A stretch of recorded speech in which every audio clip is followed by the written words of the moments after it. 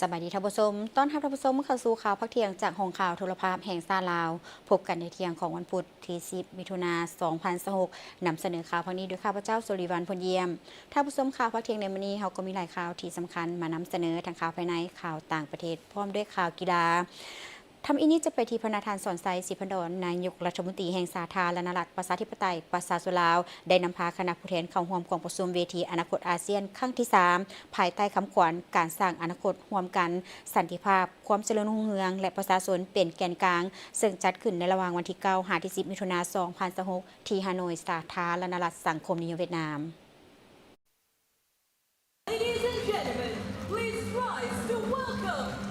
Thủ tướng Chính phủ Lê Minh Hưng, His Excellency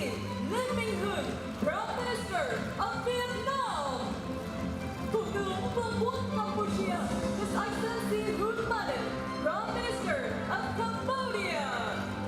Thủ tướng nước Cộng hòa Dân chủ Nhân dân Lào, His Excellency Sonexay Siphandone, Prime Minister of Laos.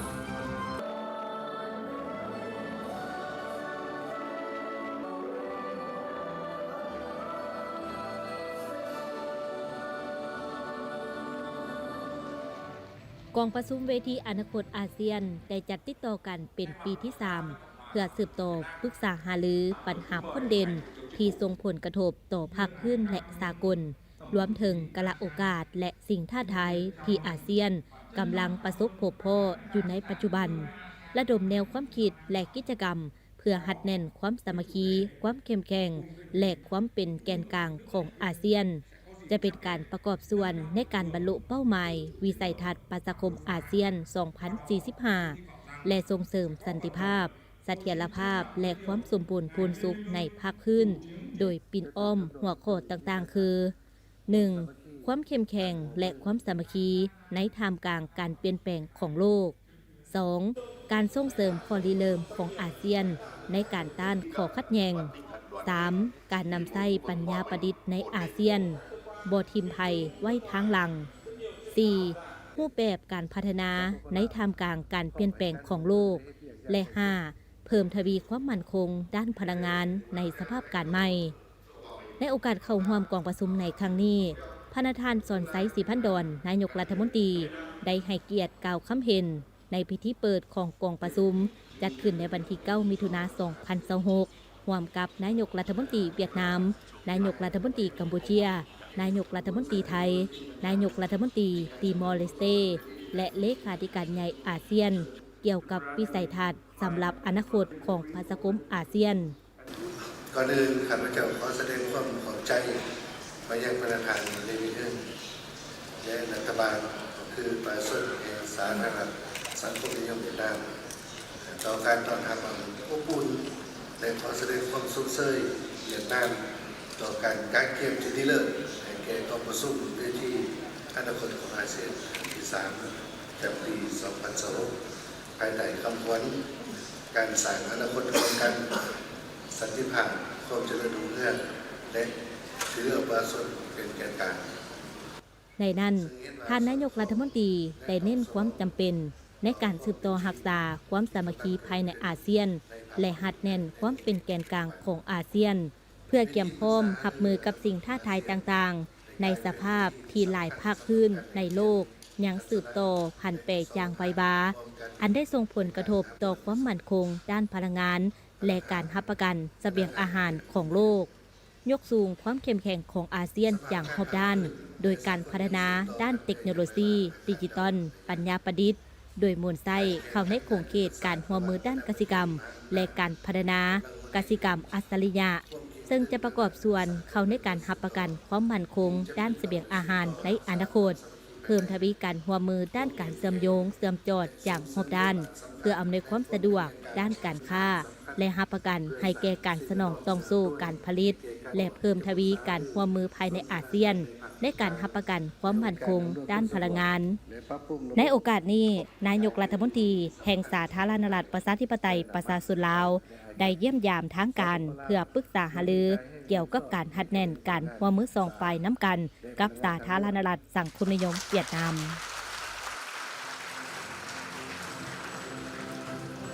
ส Xin trân trọng cảm ơn ngài Son Say. Chuẩn bị sẵn sàng cho những bức ảnh tiếp theo. In the meantime, may I kindly request all... Ladies and gentlemen, a round of applause for the resounding success of the opening session of ASEAN Future Forum 20. และในตอนบ่ายของวันที่ 9 มิถุนายน 2026 ที่นครหลวงฮานอยสาธารณรัฐสังคมนิยมเวียดนามสหายสอนไซศรีพันดอนกรรมการกรมการเมืองศูนย์กลางภาคนายกรัฐมนตรีแห่งสาธารณรัฐประชาธิปไตยประชาชนลาวได้เข้าเยี่ยมคำนับสหายตัวเลิมเลขาธิการใหญ่คณะบริหารงานศูนย์กลางภาคคอมมิวนิสต์เวียดนามประธานประเทศแห่งสาธารณรัฐสังคมนิยมเวียดนามในโอกาสเดินทางเยี่ยมยามอย่างเป็นทางการและเข้าร่วมกองประชุมเวทีอนาคตอาเซียนครั้งที่ 3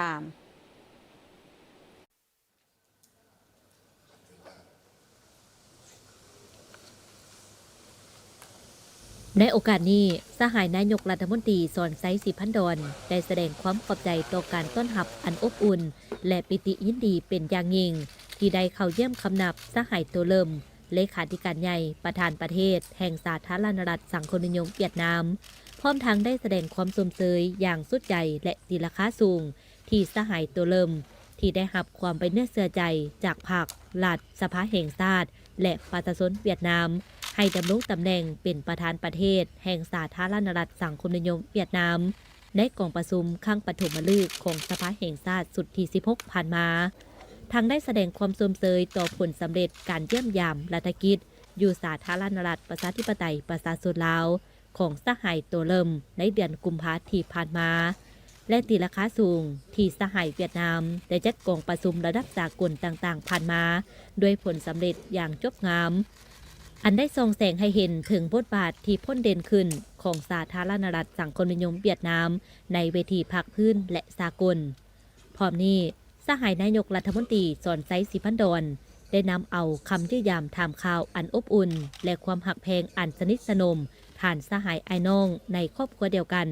ของสหายทองรุ้นศรีสุริตเลขาธิการใหญ่คณะบริหารงานศูนย์กลางพรรคประชาชนปฏิบัติลาวประธานประเทศแห่งสาธารณรัฐประชาธิปไตยประชาชนลาวถึงสหายตัวเริ่มและบรรดาสหายการนำพรรครัฐและประชาชนเวียดนามทุกสหายนอกจากนี้สหายนายกรัฐมนตรีสอนไซศรีพันดอนได้ต่างหน้าให้พรรครัฐและประชาชนลาวปันดาเผาแสดงความรู้บุญคุณอย่างเลิกซึ้งและขอบใจอย่างจริงใจมายังพรรครัฐและประชาชนเวียดนามไอ้น้องที่ได้ให้การสนับสนุนและช่วยเหลืออันล้ำค่าและทันการให้แก่สาธารณรัฐประชาธิปไตยประชาชนลาวตลอดมาในการพบปะครั้งนี้สองฝ่ายได้แจ้งสภาพการภายในโดยย่อของสองประเทศให้กันทราบและได้แสดงความสมเสยต่อบรรดาผลสำเร็จที่สองฝ่ายญาติมาได้ในระยะที่ผ่านมาพร้อมทั้งตีราคาต่อการพัวพันหัวมือระหว่างสองประเทศในระยะที่ผ่านมาเห็นว่าสืบต่อมีการขยายตัวต่อเนื่องอย่างประยุทธ์ยั่งในทุกโครงเขตเวียกงานโดยเฉพาะแม่นการพบปะแลกเปลี่ยนคณะผู้แทนแต่ขันศูนย์กลางหัวท้องถิ่นอย่างเป็นปกติอันพ้นเด่นแม่นสองสหายเลขาธิการใหญ่ประธานประเทศลาวเวียดนามได้สำเร็จการแลกเปลี่ยนเยี่ยมยามรัฐกิจซึ่งกันและกันภายหลังสำเร็จกองประชุมใหญ่ของตนซึ่งเป็นการยืนยันคืนถึงการถือสำคัญและบริมาสิทธิ์ต้นต่อสายพัวพันแบบพิเศษลาวเวียดนามที่มีหนึ่งบ่มีสองในโลกนี้เคียงคู่กันนี้สองฝ่ายได้แสดงความสมเสยและตีราคาสูงที่เห็นว่าการจัดตั้งปฏิบัติข้อตกลงของสองกลุ่มการเมืองก็คือผลของกองประชุมครั้งที่ 48 ของคณะกรรมการหัวมือลาวเวียดนามสามารถบรรลุตามเป้าหมายที่วางไว้และมีผลสำเร็จหลายด้านพร้อมนี้สองฝ่ายได้เห็นดีเป็นเอกภาพจะสืบต่อเพิ่มทวีการหัวมือทางด้านการเมืองให้แน่นแฟ้นและสร้างความไว้เนื้อเชื่อใจซึ่งกันและกันในระดับสูงสุดเพิ่มทวีการหัดแน่นเปียกงานป้องกันชาติป้องกันความสงบเพื่อร่วมกันรับมือกับสิ่งท้าทายใหม่ในอนาคตเพิ่มทวีการหัวมือทางด้านการศึกษาเพื่อช่วยสร้างบุคลากรที่มีคุณภาพแก่สาธารณรัฐประชาธิปไตยประชาชนลาวให้ทวงทันกับยุคสมัยใหม่สืบต่อประสานสมทบกันอย่างแน่นแฟ้นในการจัดประดากิจกรรมเพื่อเฉลิมฉลองปีสามัคคีมิตรภาพลาวเวียดนามก็คือครบรอบ 65 ปีแห่งการสร้างตั้งสายพัวพันการทูตและ 50 ปีการเซ็นสนธิสัญญามิตรภาพและการหัวมือในปี 2027 ที่จะมาถึงนี้ในโอกาสเดียวกันนี้สหายเลขาธิการใหญ่ตัวเริ่ม ได้แสดงความยินดีต้อนรับอันอบอุ่นและทีราคาสูงต่อการเดินทางมาเยี่ยมยามสาธารณรัฐสังคมนิยมเวียดนามอย่างเป็นทางการของประธานนายกรัฐมนตรีแห่งสาธารณรัฐประชาธิปไตยประชาชนลาวและคณะในครั้งนี้ซึ่งเป็นครั้งทำอิฐภายหลังดำรงตำแหน่งเป็นนายกรัฐมนตรีแห่งสาธารณรัฐประชาธิปไตยประชาชนลาวอีกสมัยหนึ่งพร้อมทั้งได้มีคำเห็นชี้นำให้สองนายกรัฐมนตรีลาวและเวียดนามสืบต่อเหตุเวียกความกันอย่างใกล้ชิดเพื่อจะตั้งผันขยายประดาข้อตกลงของสองกลุ่มการเมืองก็คือผลของกองประชุมครั้งที่48ของคณะกรรมการหัวมือลาวเวียดนามพร้อมทั้งการจะตั้งปฏิบัติบรรดาโครงการหัวมือทางด้านยุทธศาสตร์ที่สำคัญของสองประเทศให้ปรากฏเป็นรูปธรรมตามแผนการที่วางไว้เพื่อเพิ่มพูนคุ้นสร้างสายพัวพันมิตรภาพอันยิ่งใหญ่ความสามัคคีพิเศษการหัวมือรอบด้านและหุ้นส่วนยุทธศาสตร์ลาวเวียดนามให้เจริญงอกงามและมั่นคงทะนงแก่นตลอดกาลนานในโอกาสเยี่ยมยามเฮ็ดเวียกและเข้าร่วมกองประชุมเวทีอนาคตอาเซียนครั้งที่ 3 อยู่สาธารณรัฐสังคมนิยมเวียดนามท่านรองนายกรัฐมนตรีกระทรวงการต่างประเทศแห่งสาธารณรัฐประชาธิปไตยประชาชนลาวในฐานะประธานกองประชุมทบทวนสนธิสัญญาว่าด้วยการเกิดห้ามระเบิดลูกวานรอบเวียนที่ 3 ได้พบปะสองฝ่ายกับรองเลขาธิการใหญ่ผู้ต่างหน้าขั้นสูงสหประชาชาติด้านเวียกงานการลดพรอาวุธในวันที่ 9 มิถุนายน 2026 ที่สาธารณรัฐสังคมนิยมเวียดนามได้มีการพบปะกันระหว่างท่านรองนายกรัฐมนตรีทองสวรรค์พรหมพิหารได้แสดงความยินดีที่ได้พบปะกับท่านนางอิซึมินากะมิสึรองเลขาธิการใหญ่ผู้ต่างหน้าขั้นสูงสหประชาชาติด้านเวียกงานลดพรอาวุธและได้แสดงความขอบใจอย่างจริงใจต่อองค์การสหประชาชาติที่สืบต่อให้การสนับสนุนและร่วมมืออย่างใกล้ชิดกับสาธารณรัฐประชาธิปไตยประชาชนลาวในการก้าเกี่ยมเป็นเจ้าภาพจัดกองประชุมทบทวนสนธิสัญญาว่าด้วยการเกิดห้ามระเบิดลูกวานรอบเปลี่ยนที่ 3 ที่จะมีขึ้นอยู่สาธารณรัฐประชาธิปไตยประชาชนลาวในเดือนกันยา 2026 ที่จะมาถึงนี้ท่านทองสวรรค์พรหมพิหารได้แจ้งให้ทราบโดยย่อเกี่ยวกับความคืบหน้าของการก้าเกี่ยมจัดกองประชุมดังกล่าวโดยได้เน้นว่าประเทศลาวเป็นประเทศที่ได้รับผลกระทบจากระเบิดลูกวานอย่างหนักหน่วงที่สุดฉะนั้นสาธารณรัฐประชาธิปไตยประชาชนลาวจึงให้ความสำคัญอย่างสูงเพื่อเฮ็ดให้การจัดกองประชุมครั้งนี้ประสบผลสำเร็จอย่างจบงามทั้งเป็นการเสริมขยายจุดประสงค์ทางด้านมนุษยธรรมของสนธิสัญญาดังกล่าวพร้อมทั้งถือโอกาสนี้ได้ส่งคำเสื้อเชิญของสาธารณรัฐประชาธิปไตยประชาชนลาวถึงประธานอันโตนิโอ กุเตเลส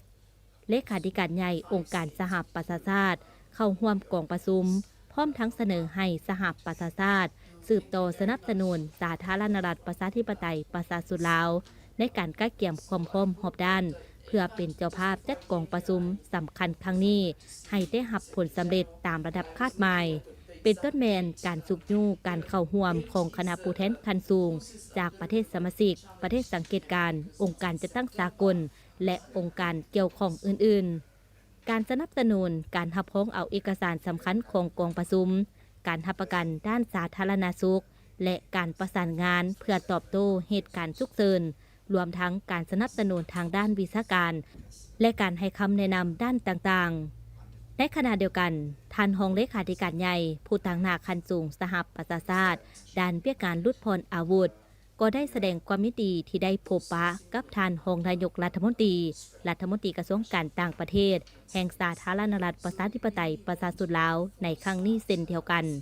พร้อมทั้งได้ยืนยันว่าจะสืบต่อให้การสนับสนุนและช่วยเหลือสาธารณรัฐประชาธิปไตยประชาชนลาวในการก้าเกี่ยมเป็นเจ้าภาพจัดกองประชุมทบทวนสนธิสัญญาว่าด้วยการเกิดห้ามระเบิดลูกวานรอบเปลี่ยนที่ 3และบรรดากิจกรรมปิดอ้อมให้ได้รับผลสำเร็จตามคาดหมายที่วางไว้เปิดนำไซโครงการกระเป๋าแห่งความหักสากล 2026 ประจำลาวสนับสนุนโดยมูลนิธิจีนเพื่อช่วยเหลือผู้ด้อยโอกาสโดยในปี 2026 นี้มีแผนจะแจกจ่ายกระเป๋าความหักสากลให้แก่3แขวงคือนครหลวงเวียงจันทน์แขวงไซสมบูรณ์และแขวงหัวพัน พิธีเปิดโครงการกระเป๋าแห่งความหักสากล 2026 ประจำลาว ได้จัดขึ้นในวันที่ 9 มิถุนายนที่โรงเรียนมัธยมสมบูรณ์นาทรายทองนครหลวงวิจันทร์โดยมีปริญญาเอกนางดาราวรกิตติพันธ์รองรัฐมนตรีกระทรวงศึกษาธิการและกีฬาทานหวางซางที่ปรึกษาฝ่ายการทูตสถานทูตจีนประจำลาวผู้ตั้งหน้าจากมูลนิธิจีนเพื่อพัฒนาชนบทพร้อมคณะอำนวยการครูอาจารย์นอกนักเรียนและทานเป้าสุดหลายอดีตนักกีฬาดอกปีกไก่ชื่อดังของจีนและโลกแชมป์โลกทีมซ้ายและทีมผสม9สมัยที่มาร่วมสร้างแรงบันดาลใจให้น้องนักเรียนโครงการกระเป๋าแห่งความหักสากลริเริ่มแต่ปี 2009 โดยมูลนิธิจีนเพื่อช่วยเหลือผู้ด้อยโอกาสเป็นหนึ่งในกิจกรรมส่งเสริมความเมตตาที่กว้างขวางและมีชื่อเสียงโดยช่วยเด็กน้อยนักเรียนชั้นประถมศึกษาในอาเซียนผ่านมาเคยปฏิบัติโครงการอยู่ประเทศเมียนมากัมพูเชียสาธารณรัฐประชาชนจีนซึ่งได้รับผลสำเร็จเป็นอย่างดีจากนั้นได้ขยายการร่วมมือกับสาธารณรัฐประชาธิปไตยประชาชนลาวที่เป็นประเทศในคู่ร่วมมือ1แล้ว1เส้นทางเพื่อให้การช่วยเหลือนักเรียนในเมืองทุกยากเขตห่างไกลซอกลีของลาวโดยนักเรียนทุกคนในโรงเรียนจะได้รับแพนด้าแพ็กโปรเจกต์หรือฮอของขวัญจากแผ่นดินแพนด้าสาธารณรัฐประชาชนจีน